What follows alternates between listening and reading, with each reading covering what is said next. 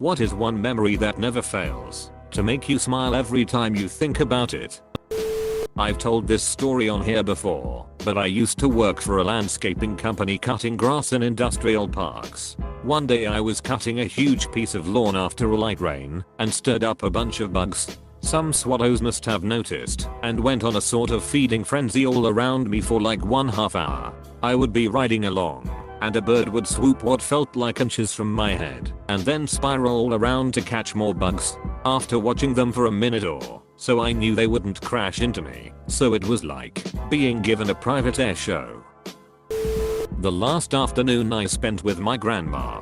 She was such a firecracker, always joking around and giving people the bird. We had a great time, just the two of us. She passed away in September 2019, about 2 months after her husband. I miss them both, but thinking about that last afternoon with her always makes me smile. That sounds so nice. My grandma passed away Tuesday, and I was unable to go tell her bye or anything because of virus. It made the funeral very frustrating not being able to hug anyone.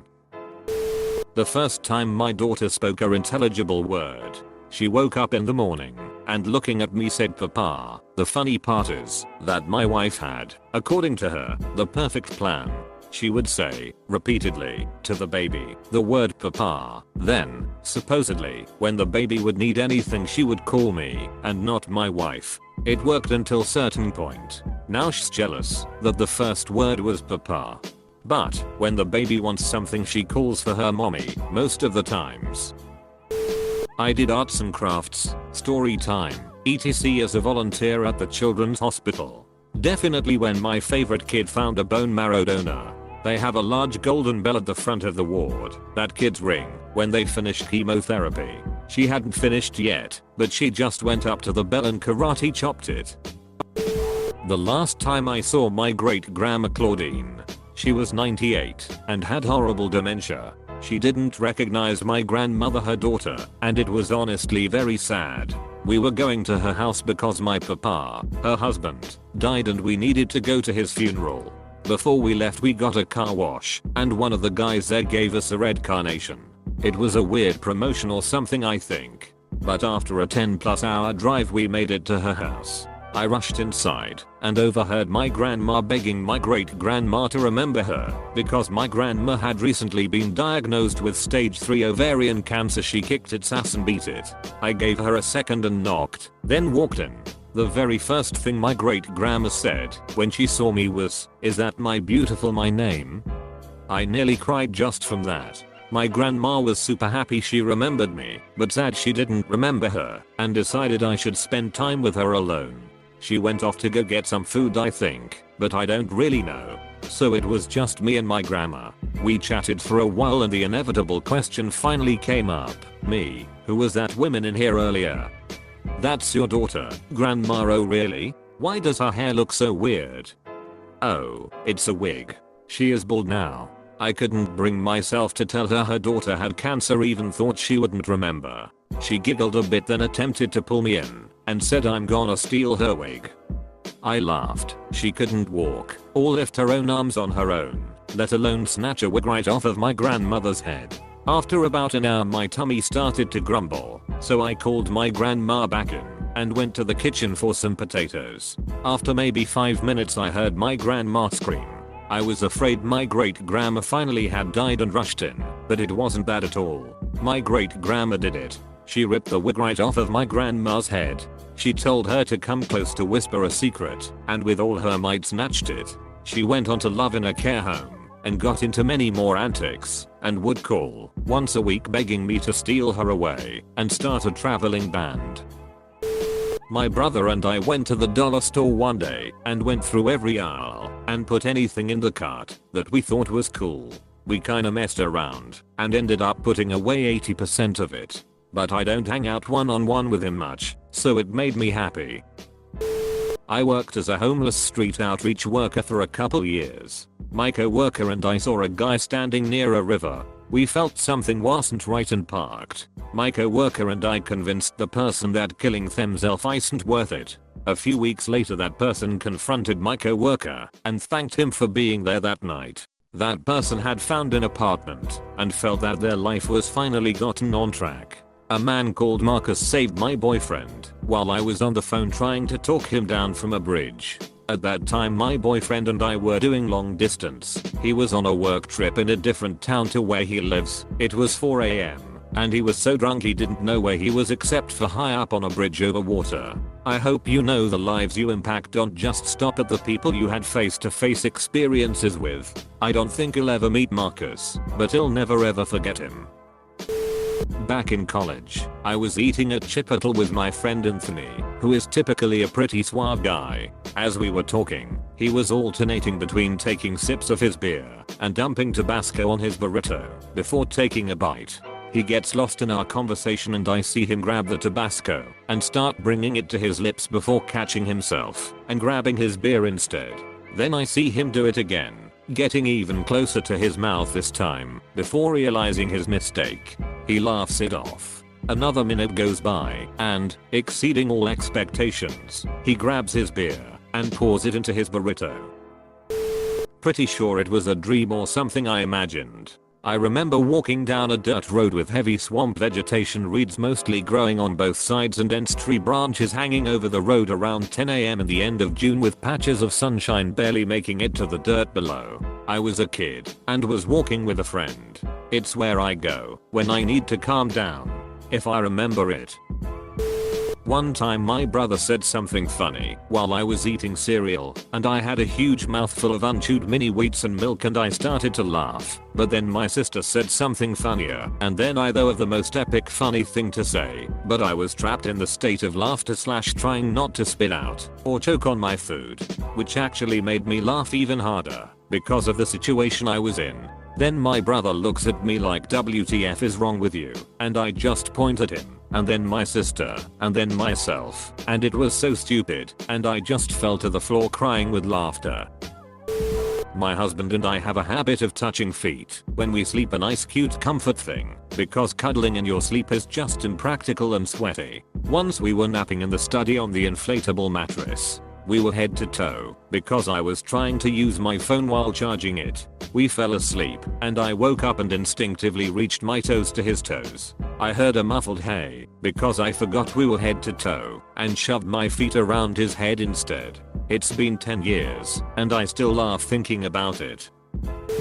The first that I know of, and last time my dad told me he loves me. He suppresses his emotions with brute force, so I highly doubt he'll hear it again. My first time coming home from college. I was worried my dog would forget me while I was gone. But when I walked through the door, she lost her shit. I've never felt so loved and relieved. Thinking about my cat, Cricket, and how he loved hanging out with me in my garage, like he was my assistant working on the car, or sat with me during rainstorms. He was so much fun.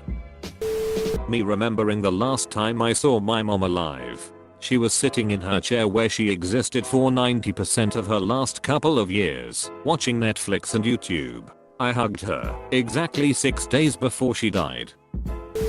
Watching my aunt make tamales with her sisters and mom on Christmas Eve. She was so happy, and it was when she was at her best, laughing and smiling. Fun times. I miss her a lot. My then 5-year-old daughter dancing with my husband at our wedding. Her biological dad was never in the picture. To see the two of them dance at our wedding had me ugly crying. My favorite childhood memory is, and always will be, sitting at the kitchen table having a coffee with my mom. We would just sit and talk for hours about everything over a pot of coffee. Truthfully, every time I have a coffee I think of those times and smile. That probably contributes to my caffeine addiction. I need a coffee to get through my day has totally different meaning for me. That joyful thought always rights whatever wrong is going on. She lives several states away now and is getting older. I don't know how many coffee talks we have left, but I'll always have the ones we've already had. When my daughter was little, she literally could not stop talking. She has ADHD and that's just one of the effects. One day, we were walking by an abandoned lot, looked like an old gas station or something. My daughter looked at it and said, "Wow, that's a beautiful yard." I said, "That's a lot." She said, "Yeah, a lot of beautiful yard." My wife was my blind date to senior prom. I'd have to say that my first time seeing her is a memory that always makes me smile. That or when she said yes to a second date. Or when she said yes to marrying me. Basically my wife in general. Mine would be when I first started talking to my so. I had been asking co-workers about her for some time, and then I found out that she was asking about me as well. We would talk here and there, but I never had the guts to ask her on a date. When I finally built up the courage to ask her out on a date, she was saying yes before I even asked. We were laughing like schoolgirls because I literally only asked if I could ask her something. It makes me smile because I always had low self-esteem and underestimated how much I was worth in a sense of what I could bring to the table in a relationship. Having her love and support just makes me so incredibly happy now, and that memory just stands out during the good and the hard times.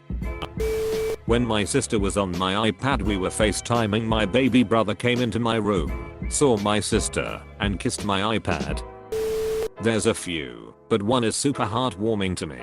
For context, my grandparents were always super religious and fairly old-fashioned, but they were cool with it. If they saw something they didn't like, you know what they'd do? They'd give you a smile, tell you to have a good life in a sweet way, and go on their way. One day, as most little kids do, I drew a picture. It was of an alien on Earth saying "Wowee, I'm on Earth." I gave it to my grandpa. Instead of throwing it away and lecturing me about the Bible like most people I knew would, he hung it up on the wall next to his side of the bed. It was still there around 10 years later when he died. It was still there around 4 to 5 years after his death when grandma died. My stupid little drawing, drawn by a little kid and given to a person who cold thrown it away, was put in a place of honor for the majority of the time I knew my grandparents. Him crying right now. I'm gonna have to go up there and see if it's still there and ask if I can have it. Bike tours with grandpa. He sure was the son.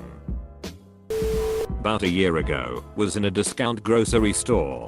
I had about $20 left after bills and rent, so was having to carefully pick what to buy. In the end, after umming and ahhing for a couple of minutes over whether I could afford to spend $6 on coffee, I put it back on the shelf and went to the register.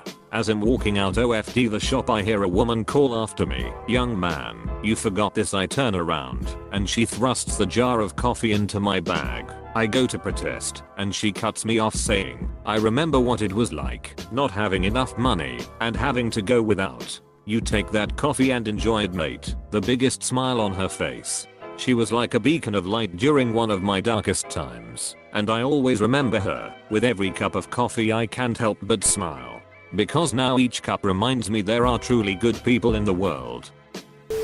Mine is a little bittersweet because we lost the baby. But during my first pregnancy it came as a surprise cause I was on birth control. My fiance and I were so scared of what was to come. My fiance was terrified and had no idea how to react and seemed more detached. Until one night I was starving and I couldn't keep anything down. He gets up, it's like 3 AM, runs to the kitchen and comes back with a bowl of raviolis. I clearly remember disagreeing with the thought of eating it, but I was so hungry that I had to at least try it. Well, I kept it down with no problems, much to my shock. My fiance laid his head down on my belly, rubbed it softly and said, "Wow, you're already so much like me. Driving your mommy bonkers and you'll only eat raviolis." That will stay with me until my dying breath, and it was so wholesome I can't help but tear up and smile. Well, I was hitting a real low point and my friend invited me over. I still had all these thoughts in my head until she opens the door and her big ass Siberian husky jumps on me and starts to lick my face. I started giggling and literally all my worries went kaput. Any memory with my grandpa? Well, he technically isn't my real grandpa, but has who I grew up with my whole life. The man was hardworking, loving, funny, and every positive aspect you'd ever want in a grandpa. But there's one memory that stands out. 6 years ago, he was diagnosed with pancreatic cancer, colon cancer, and Alzheimer's. They weren't diagnosed together, but he took those diseases to the grave. It was too much for him to be awake during all of it, so they medically induced a coma that he never woke up from. Throughout all of it, he never moved a muscle. The quiet sounds of his breathing were all we heard. At one point, my sister was by his side in tears, like the rest of us. Out of nowhere, he reached up with his arm and gave my sister a hug. No one else got any actions from him, not even my grandma. It's a memory none of us will forget, especially not my sister. He died on March 4th, 2014, and our family gets together for ice cream on that date, along with his birthday, to celebrate his life. He didn't deserve the pain he went through one bit, but I have no doubt that his loved ones greeted him with a smile when it was all over. I love you, Grandpa. I got to spend an entire week staying with my grandmother once when I was a child. That week was the best, since I love my grandmother. We would scrapbook, sew, bake cookies, and do puzzles together. I was so happy to be able to spend time with her like that. She was my favorite person in the world. I loved my grandmother so much that when I was a little kid, what I wanted to be when I grew up was a grandmother. She's no longer alive, so I'm learning how to sew during the quarantine, and I'm going to make a quilt with some of her old quilt blocks. My mom would sing and dance in the kitchen every Sunday morning when I was growing up. Times were always tough and money was always tight, but my mom always made sure we were happy and healthy. One particular day, when I was 8, I was woken up by the sound of Gloria Gaynor's I Will Survive blasting through the house and my mom singing off key. As I walked to the kitchen, the smell of chorizo and eggs filled the air, and there I saw her. My mom, who only a few days earlier looked so miserable with her life, was dancing her heart out with a spatula in hand. When she passed away 7 years later, I cried every time I thought of her, except for this memory. This is the only memory that got me through her death. It not only makes me smile every time I think of it, but it's my favorite memory of all time, because I'm so lucky to remember her for who she was. My father was diagnosed with brain cancer and given a few months to live. He beat the odds again and again, and the memory of him and my mother dancing at my wedding will always make me smile. He was supposed to be dead so many times before that. My daughter was born in July. The following fall she often would cry at night. I would wrap her in a blanket and take her for a walk. Moments after we got into the cool fall air, she would fall asleep, but I would make the walk last as long as I could. Now every fall when the first cool evening hits, I smile and often take a walk. Edit. She's now 38. Meeting my best friend for the first time. We have known each other for 4 years now, and it was amazing to finally meet her in person. We met on Minecraft and still talk every day. The day my first son was born, his eyes were closed the first few minutes, even after being handled by his mom and doctors. Suddenly he opened his eyes, and I was the first person he'd ever seen before. It was love at first sight. I love telling him that story to this day. Seeing my niece come into the world. She was the promised treasure, child of surprise at the end of my depression rainbow. I had lost my mom 4 years and really struggled. Suddenly, this little girl comes along. Even looked like my mom too. I remember holding her in the dark part of the delivery room and her opening her little eyes for the first time. My mom found out she had stage 4 lung cancer when I was 2 and passed away when I was 6. When she got diagnosed, she was given 6 months to live, so needless to say, she gave us lots of amazing memories and really lived in the moment. The one story I always tell when talking about my mom was how one day she let me and my older sister stay home, which was a big deal in 1st and 3rd grade already. We went to Bulk Barn and got every item we wanted. When we got home, we snuggled in my parents' bed, spread out what felt like a never-ending amount of bags of chocolate/candy, and watched Disney movies all afternoon. When my dad came home from work, he just jumped right in and joined us. It was right before she went into hospice and the last good day I remember her having before she passed, so the memory holds a special place in my heart. Me and my wife had one of those weddings that was hard-earned and had everybody who was there rooting for us to make it. When it finally happened, the joyous energy in the room everyone had for us could not have been any more perfect. Honestly, I played baseball for 10 years, all the way from little league to high school. My first several years I was great, hitting the ball, catching fly balls, stealing bases, the whole nine. My father was always so proud of me. I could tell he was really invested in my games. He never missed a single one. Every single game my dad would take me out for ice cream afterwards, and when I did something especially great, we would split a banana split. I'll never forget the day when I first struck out. I fricked up bad, costed a game.